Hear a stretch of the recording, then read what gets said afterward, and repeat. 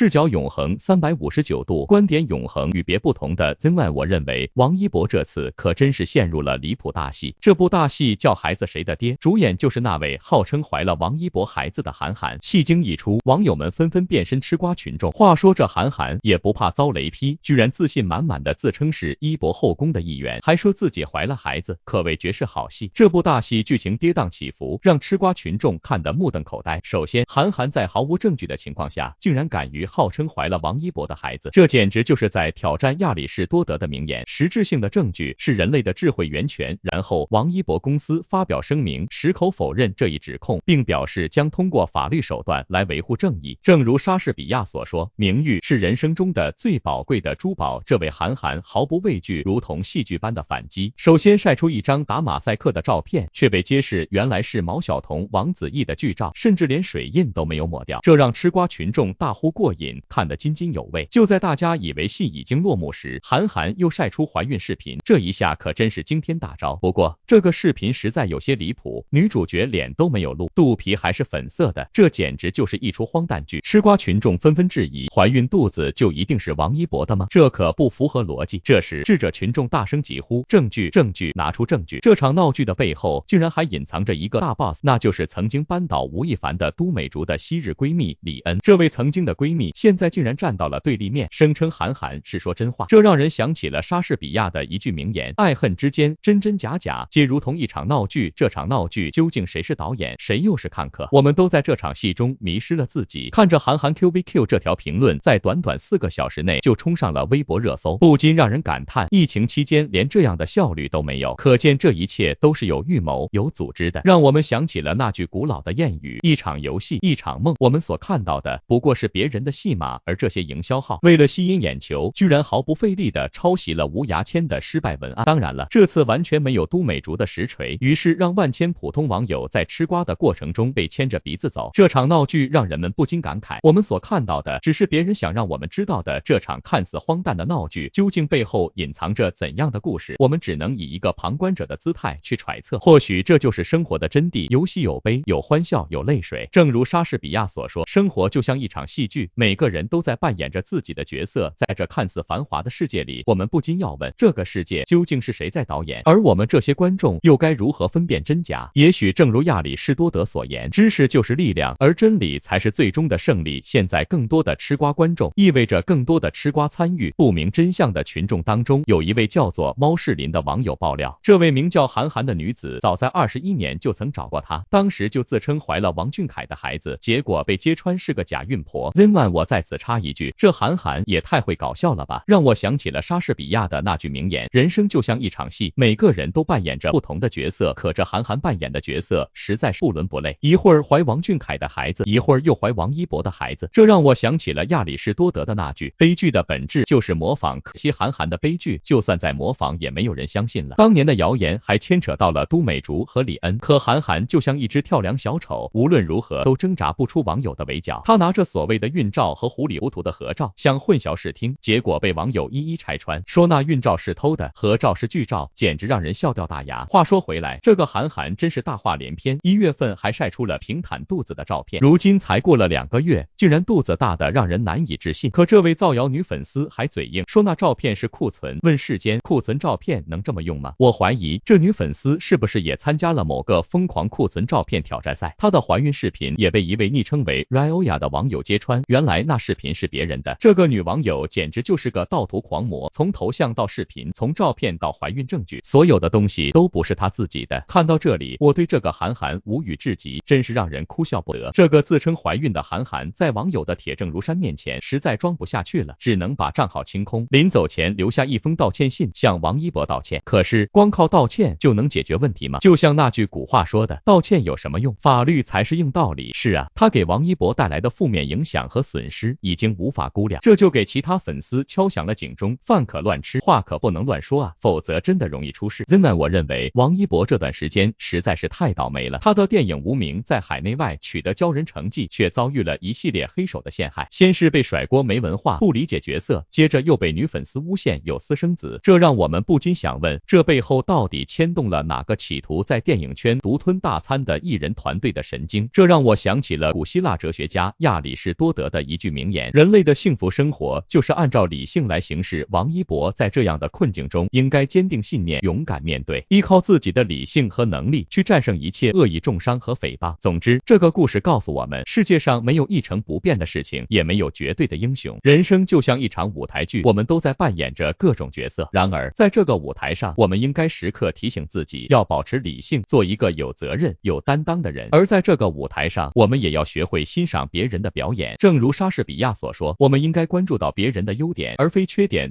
我感觉关注太多缺点和黑点的话，我们也会被轻松拖下黑水了。视角永恒359度，观点永恒，与别不同的我早说过，在这部电影《无名》上映之前，有关王一博的流言蜚语如同无头苍蝇，哇啦哇啦的叫个不停，大家都在攻击他的3大短板：颜值、学历、恋情。然而，真爱粉眼中的王一博，靠着不一般的人品、不平凡的实力以及一个个优秀的作品，闯过了层层关卡。然而，《无名》这部王一博的处女作，犹如亚里士多德观察世界的眼睛，洞察了表面的平静。为啥呢？因为王一博在这部电影里表现不过不失，有惊无险，简直就是对家眼中威胁巨大的小怪兽。王一博与影帝同台飙戏，几乎不落下风，简直就是莎士比亚的对手戏之精髓。而后半部分的戏份更是戏眼所在，犹如一幅亦真亦幻的画卷，令人啧啧称赞。穿着西装革履，衣冠楚楚，含量调正，风姿迷人，王一博的形象简直就是帅到没朋友。在电影中，原声台词使用日本话、上海话、普通话、广东话齐上阵，展现了惊人的语言天赋。片中导演对他的赞誉如潮，甚至电影还未上映就已经确定要开拍续集。一部文艺片《无名》经受住了黑水的考验，观众的认可，票房突破9亿，创造了中国文艺片票房的新纪录。高票房加好口碑加好演技加高颜值加高潜力加高后续发展，等于《无名》的成就。而王一博塑造的叶先生这个角色意义重大，让王一博被看见，电影圈看见他的天赋与灵气，观众看见他的多样性，业内人士打破偏见，不负遇见，破圈开局，出力奋发。而今年王一博还有3部电影，《长空之王》定档5·1，热烈定档暑期，维和防暴队也在今年预定档。这意味着，如果一切顺利的话，王一博今年将是爆发之年、收获之年、璀璨之年。然而，黑暗势力总是潜伏在各个角落，他们开始了一系列的阴谋诡计。第一步，制造谣言诋毁电影，拉低口碑。电影还未上映完毕，将近4万1星差评已经登陆平台，可惜无名的口碑如坚固的钢板，挡住了这股黑暗势力。第二步，造谣导演和演员，拉低路人印象及口碑。第三步，制造黄段子，让你裤裆里掉黄泥，不是屎也是屎，众口铄金，击毁销骨啊！你不是正能量满满，你不是形象不错吗？就冲着你这水晶人泼大粪，泼得多了，你就说不清了，你就会沾上臭气了，名声不就臭了吗？第四步，也是最釜底抽薪、最恶毒的一步，割裂演员和角色，演技没得黑，角色没得黑，那就黑你演员本身，角色再出色和你没关系。导演教导的好，剧本塑造的好，影帝等待的好，你就是个不理解角色、没有文化的机器。这盆脏水泼的真是妙不可言。不过，正如莎士比亚所说，把脏水泼在白玫瑰上，白玫瑰仍是白玫瑰。王一博的光芒无法被黑暗势力遮掩。话说，有那么一个奇怪的现象，在这世上总有些戏精喜欢把属于别人的剧情搬到自己身上，就好像王一博这个本来跟他八竿子打不着的绝望的文盲称号，却被强行硬套在他身上。啊哈，路人们可都是专注吃瓜的，哪来的戏精，哪来的瓜呀？嘿嘿，无论黑粉，无论戏精，这一黑招啊，简直就是神来之笔。蓝忘机这个角色让王一博火了一把，然后各种八卦、恋情、网暴，还有人指着他的鼻子说他演技差，文化水平低，仿佛全世界都在盯着他。现在这一套又来了，哈哈哈！历史总是惊人的相似，不是吗？不过这次王一博可没那么好说话，把证据交给了律师，表示要为自己讨个公道。有粉丝搞笑的说，难怪最近河南下雪了，原来是王一博遭遇了窦娥冤啊，真是有趣的让人嘴角上扬呢。回溯源头，这个绝望的文盲梗明明出自某电影官博，由于其胡乱断句、写错字等举止被嘲笑，然后又无脑引用了秦桧的话为自己辩解，网友们立马把这个称号送给了官博，从此他出圈了。可是这口大锅怎么就甩到了王一博身上呢？有人说他连自己的名字都写不对，甚至只认识拼音，哈哈，这都什么年代了，拼音都能成为黑点。诚然，王一博曾经真的写错过字，但这小伙子一直在努力改进，真诚道歉，并且积极练字，知错能改善莫大焉，这不比那些态度恶劣的官博强多了吗？公道自在人心，清醒的人都知道如何分辨是非。王一博的经纪公司也迅速发表声明，委托律师起诉造谣者。有道是，故木秀于林，风必摧之；堆出于岸，流必湍之；行高于人，众必非之。一次次被泼脏水，嘴，只会让大家更加看清楚，这个年轻的演员王一博真的是个很优秀的电影人，生猛的让人羡慕嫉妒恨。首次主演电影就票房口碑双丰收，首次主演短片就入围柏林国际电影节竞赛单元，主演的《长空之王》定档5·1，热烈定档暑期，这样的业务能力，谁还敢说他是绝望的文盲？ZEN我不禁感慨，王一博的人生戏剧性何其浓矣。可这样的戏剧性，正是他在演艺道路上所面临的一个个挑战，而他用自己的实力一一击败，终将蜕变成一位更为优秀的演员。说到这，ZEN我想起了一个笑点很高的笑话。有一天，一只乌龟走进了一家酒吧，然后对酒保说：“喂，这里有没有瓢虫啤酒啊？”酒保一脸懵，瓢虫啤酒从来没听说过。乌龟瞪了他一眼，说：“你连瓢虫啤酒都不知道，还敢当酒保？”酒保无语地摊手：“我真的不知道啊，别这么凶嘛。”乌龟满意的点点头：“好吧，那给我来一瓶龟速啤酒吧。”哈哈，王一博的人生就像这个笑话一样，充满了曲折和意想不到的挑战。然而，这正是真爱摩托喜欢他的原因之一。那么，关于王一博的故事，你还想听吗？请跟随ZEN我继续关注他的未来发展吧。王炸弟弟王一博这边厢乌云密布，网暴网黑没完没了，而王炸姐姐赵丽颖那边厢其实也老有人温故知新，不断挖坟，让网闹和网暴同样不少。这不，视角永恒359度，观点永恒，与别不同的ZEN我再次扫描到新一波的网暴。最新网暴的这一批幕后花絮真的是有趣到爆炸。然而，在这欢乐的背后，演员们演戏的辛苦可不是盖的。就拿曾经拍《楚乔传》的赵丽颖和林更新来说吧，你们猜怎么着？他俩儿经常打闹，甚至赵丽颖还多次将脚伸到林更新的脸上。哎呦喂，真是让人啧啧称奇。画面当中，林更新只捂着嘴巴，而赵丽颖则笑得像个孩子。一些观众看了都觉得他们有点不屑于常人。更有喜感的是，当赵丽颖把脚对着林更新，林更新那表情简直要被熏倒了，哈哈。不过大家都看得出来，两位年轻人只是在开玩笑，拍戏的时候关系已经超好了。当然了，黑粉一定认为无数蹊跷和暧昧在里面，这种脑回路世人皆知，背后的祸心都不言而喻了。就说这赵丽颖扒拉菜的事情吧，前2天又引发了一波热议，新一波不明真相的网友们纷纷批评赵丽颖没素质。不过，但凡熟悉本频道的朋友们都知道，这种事情也不是1、2天的了，也不是1年2年了，对吧？有趣的是，这之后黑心网友们敲骨吸髓，继续扒出了赵丽颖以前的一堆黑料，让人新吃瓜群众大跌眼镜。那么，面对这一波黑，跟着ZEN我一起走进《楚乔传》拍摄现场，就能再次一窥他们当年在片场到底都搞些啥。当时林更新在片场抠脚，赵丽颖喊岳公子，高冷公子回应道：“公子在抠脚，哎，岳公子啊，你在众人面前这么不雅的动作合适吗？”林更新和赵丽颖拍吻戏都能害羞的满脸通红，那拍更亲密的戏可咋办？有一次，工作人员扒掉林更新的衣服，他害羞的立马又穿上，磨磨唧唧的，简直一点都不爷们儿。有一回，林更新和赵丽颖正在片场吹小风扇，赵丽颖的脸肉嘟嘟的，超级可爱。林更新捏了又捏，赵丽颖说：“别捏我的肉，本来想瘦一点，你直接把我的肉全捏出来了。”还有一回，大家看到赵丽颖的身影和写字的动作，原来拍摄时她还真写字了。不过她写的可不是什么高雅的文字，而是写了几个王八蛋，还画了一个惊呆的表情，真是好个幽默的小姑娘。拍练字的戏，林更新也没闲着，他可不好好写字，却硬是画了一幅乌龟图，还署名和标注日期。这岳公子神乎其技的画作，在长安城肯定能大卖一番吧。跟着岳公子又在练字了，不过这回是写一封求援信。求援信本是多么严肃的事情，然而林更新却把它写成了：“爸爸你好，近日总有一胖子欺负我，速派10万大军前来支援。亲爱的儿子。”这话说的，字写的这么丑，还真是有失公子风范啊。这些日常花絮压根就是两人的关系，如铁哥们的辞世和写实。然而呢，不同人有不同的理解，理解可以越描越黑，这就是黑粉日常，您说对不？说白了，演员们在片场的幕后生活其实也充满了欢乐和趣味，大家甚至最近通过本频道短视频区都能光速了解到王炸弟弟王一博在无名剧组的无穷花絮和亮点。当然了，这些幕后花絮的传播和讨论也确实让人思考，明星们的生活究竟该如何平衡，何为素质和操守。不过ZEN我还是希望大家能够用一种包容和开心的心态去看待这些问题，毕竟在生活中我们都是普通人，老是以龌龊和抹黑的心思去揣摩清流艺人们的举手投足，这种活法实在太累了。总之ZEN我期待与你们在未来的日子里继续分享更多有趣的话题和互动，让我们在轻松的氛围中感悟人生，共同成长。